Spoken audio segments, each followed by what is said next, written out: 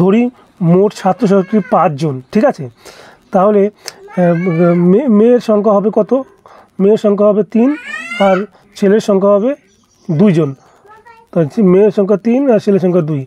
এর মধ্যে বলেছে যে 2-এর কী বলছে, 2-এর 9 অংশ হচ্ছে ছাত্রী এবং 1-এর 4 অংশ ছাত্র অনুপস্থিত থাকে। তাহলে উপস্থিত সংখ্যা কত হবে?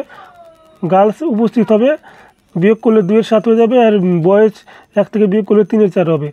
এবার টোটাল গার্লস কত ছিল? টোটাল গার্লস ছিল 3।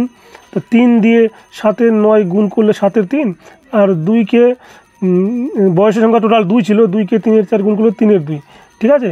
এবার মোট উপস্থিত ছাত্রছাত্রীর সংখ্যা হবে, তাহলে যতটা টোটাল প্রেজেন্ট ছিল সেই দুটো যোগ করে দিল, যোগ করলে বেরিয়ে যাবে 23-এর 6। আর মোট অংশ কত উপস্থিত ছিল? টোটাল কত ছিল? টোটাল ছিল 23-এর 6 জন, ঠিক আছে। টোটাল 23-এর 6 জন উপস্থিত ছিল।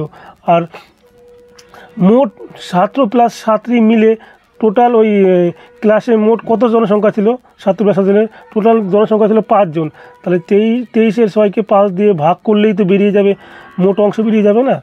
তো মোট অংশ 23/30, ঠিক আছে। তো উত্তর হবে এটা।